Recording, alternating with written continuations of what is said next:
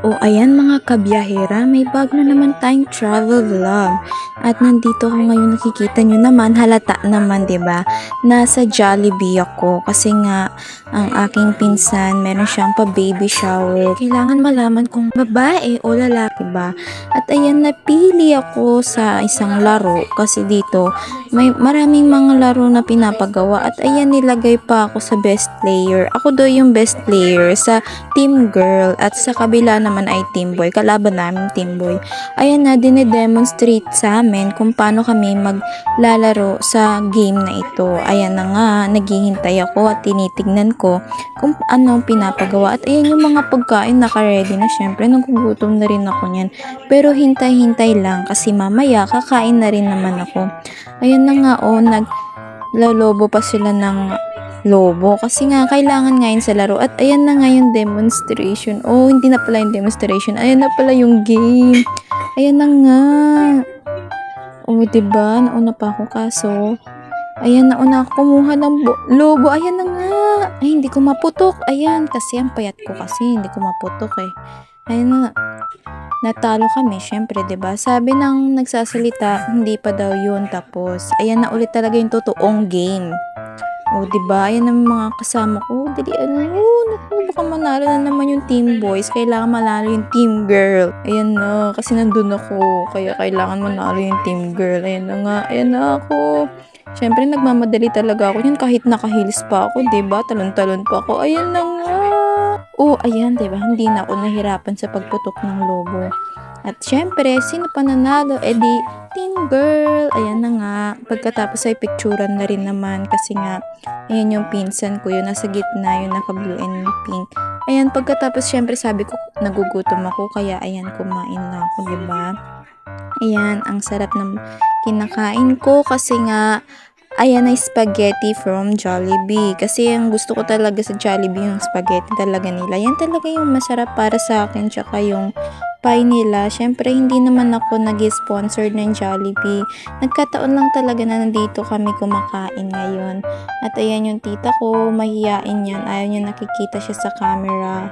Pero kumakain siya na binivideohan ko with my mom. Ayan na nga, yung sabi ko videohan ko siya, ayan nagsasalita niya, ayaw niya, 'di ba? Halata naman na ayaw niya talagang videohan ko siya, pero makulit talaga ako, ayan na, binivideohan ko siya, patago-tago pa eh. Ayan tago-tago ka pa. Pero na videohan ko naman. Ayan no, ang sarap nga kasi ng kain namin dyan dahil meron pa kaming chicken, french fries, at saka mga coke. Ayan, dumating na nga si Hetty. Ano naman kaya ang gagawin nila dito sa event na ito? Pero syempre, andito talaga sila dahil sila talaga ang star ng Jollibee. Ayan, ay nang si Jollibee, nagkaway-kaway pa, diba? Ang saya-saya, pati mga kids masaya. Ayun yung pinsan ko na magkakaroon ng baby at kailangan malaman kung boy ba or girl. Ano ba sa tingin nyo mga kabiyaheras? I-comment down below nyo naman dyan. Diba naging makulit pa si Jollibee? Tawa-tawa pa siya kasi. Ayan na nga, nagpapakitang gilas si Hetty samantalang si Jollibee. Anong ginagawa niya dyan? Ang sabi niya kailangan niya ng attention, kailangan niya daw palakpakan siya ng everyone. Kailangan niya daw na siya ay bigyan ng attention. Ayan, nahihiya-hiya pa siya kunwari, 'di ba? Kasi gusto nga siyang palakpakan, hiyawan. Yan yung gusto niya ng mga panahon na yan. Kaya pag ganyan-ganyan si Jollibee, party-arty ba? Pero ayan, napalakpakan na siya. 'Di ba kunwari ayaw niyang binivideohan ko siya. Ayan na nga, nag-ready nga sila sa gagawin nila. Ayan, sasayaw pala sila. Ang cute naman talaga, ni Jollibee, Ang kulit. At ayan na nga, si Jollibee tsaka si Hetty nakikipagkulitan. Habang sila ay sumasayaw, syempre enjoy na enjoy yan ng lahat. At pati ng mga kids, ayan na nga yung pagsayaw nila, 'di ba? Ang galing. Kasi kahit masikip yung pagsuot niya ng mga totoong tao sa mascot na yan, nagagawa pa rin nilang sumayaw at detailed na detailed. 'Di ba? Enjoy niya yung sayaw nila.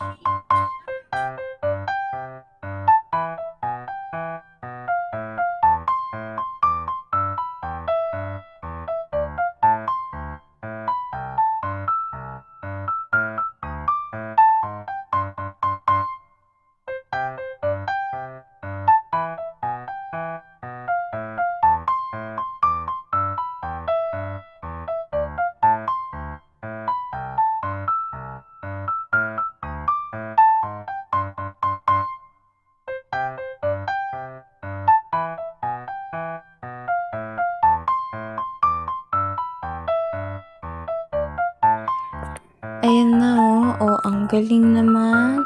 May pasipa-sipa pa, o may taas-taas pang kamay, o 'di ba? Tapos na, ang cute naman ni Hetty sa pag-post niya.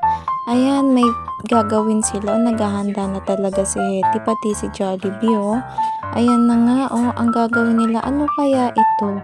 Ayan, magpupunong braso sila. Kung sinong mananalo, alam niyo naman siguro yung game na yan. So, they have kung sino una makakapag 3 points and yun ang mananalo, ibig sabihin it's either boy or girl. Ayun na, nanalo si Jollibee on the first round. So Jollibee is 1 and Hetty is 0. Tingnan natin dito, o sinong mananalo? Ayan na nga, sino kaya ang mananalo dyan sa dalawang iyan ngayon? Okay, ayan na. Ay, si Hetty ang nanalo. Dinaya niya si Jollibee. Tuwan-tuwa naman si Hetty. So, they both have 1 points. Okay. Jollibee 1, Hetty 1. Okay. Tuwan-tuwa naman ang aking pinsan. Ayan, for the second round. Tingnan natin kung sinong mananalo sa kanilang dalawa. Ayan, no? Okay. Sino kaya makakakuha ng 2 points? Kanilang dalawa. It's Jollibee or Hetty? Okay, ayan na. Mukhang si Hetty. Oh, si Jollibee pa lang nakakuha ng 2 points. Okay, Jollibee for the win. So, it's Jollibee 2 points, but he's not yet the winner. Oh, ang galing naman ni Hetty. Parang lalaki talaga. Okay, they both have 2 points in this game. Ayan, nag-exercise pa sila syempre. Last game na to, kung sino sa kanila makakakuha ng 3 points means ang baby is a girl. Oh no, it's a girl, right? Kasi natalo ni Hetty si Jollibee. Ayan, tuwan-tuwa nga sila kasi girl ang baby. Ayan si Jollibee. Oh, talon-talon din si Jollibee. Girl ang baby. Oh, 'di ba? Maging yung mommy and daddy ay masaya din kasi their first baby is a girl. Ayan, ang saya-saya nga nila, 'di ba? Sobrang saya nila. Nakipag-picture pa si Hetty sa mga kids. Oh, 'di ba? Ayan, oh. Oh, 'di ba? Tuwang-tuwa din si Hetty kasi alam niyang binibidyohan ko siya. Kaya lagi niyang pinapakita yung mukha niya, 'di ba? Ayan, oh, 'di ba yung mga kids tuwang-tuwa talaga. Pero nagtampo kasi tong si Jollibee kasi natalo siya. Kinakalabit siya ni Hetty since they're friends. Hetty care for him. Ayan, oh, kinakalabit siya ni Hetty, oh. Ayan na nga, nagtatampo pa din to si Jollibee, oh. Hinayaan na nga ni Hetty kasi magpipicture na nga. Bakit nandyan pa din sa Jollibee, nakatingin sa malayo at nagtatampo? Ay, naku, Jollibee. Ayan, tumingin si Jollibee. Balak yatang pumunta sa picturan. Pero nag-iinarte pa talaga si Jollibee kasi nga natalo nga siya sa game. Ayan, pumunta ka na kasi. Huwag ka na maarte, Jollibee. At ayan na nga, nagpicture na sila. O, diba, ang cute. O, ayan na, masaya na si Jollibee ulit. Natanggap niya na baby girl talaga at hindi baby boy. Kasi nga, yun ang wish ni mommy at daddy. Kaya nagkaroon sila ng baby girl. At ayan, nagpa-picture na yung mga kids. Ang cute naman, 'di ba? Ang cute nilang dalawa at nagbibigay sila ng saya sa lahat at maging sa mga bata. At yung mga bata naman, love na love talaga sila, oh. Bukod sa magaling sila mag-entertain talaga, ayan. Ayun na nga, hanggang si Jollibee magpapaalam na nakipag-appear pa talaga yun sa akin, maging sa aking nanay, maging sa aking auntie. Nakipag-appear pa siya at hanggang bumban na kami at pauwi na kami dito. Kaya umalis na kami dito sa Jollibee. Ang place na pala nito ay si Jollibee Somo sa may Daang Hari malapit sa SM Molino, Cavite. Kaya ayan, malapit nyo lang tumatutuntun kasi nasa highway lang naman talaga to.